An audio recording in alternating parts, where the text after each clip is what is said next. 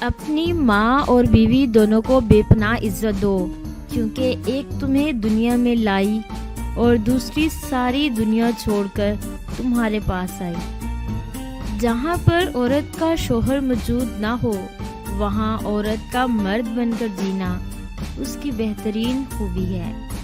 جب کوئی عورت یہ کہے اس دنیا کے سبھی مرد برے اور بے وفا ہیں، تو اس کا مطلب یہ نہیں کہ اس نے سارے مردوں کو آزما لیا ہے۔ اس کا مطلب یہ ہے جس مرد کو اس نے آزمایا تھا وہ اس کی ساری دنیا تھا۔ میں نے ذلت اور رسوائی کے بعد بھی اگر کسی کو محبت پر قائم دیکھا تو عورت کو دیکھا۔ مرد کی وفا کا پتہ عورت کی بیماری میں چلتا ہے کہ سکہ کھوٹا ہے یا کھرا ہے۔ اسی طرح عورت کی آزمائش مرد کی بے روزگاری کے وقت پتہ چلتی ہے کہ وہ کاغذی ہمسفر ہے یا واقعی ہی جیون ساتھی ہے۔ دو لوگوں کے ساتھ چاہ کر بھی نہیں جیا جا سکتا، ایک وہ عورت جو حیادار نہ ہو اور ایک وہ مرد جو وفادار نہ ہو۔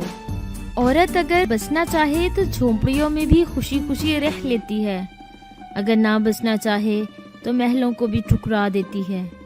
بیوی اپنے شوہر سے اس وقت تک لڑتی ہے، ضد کرتی ہے جب تک اسے اس سے پیار کی امید ہوتی ہے۔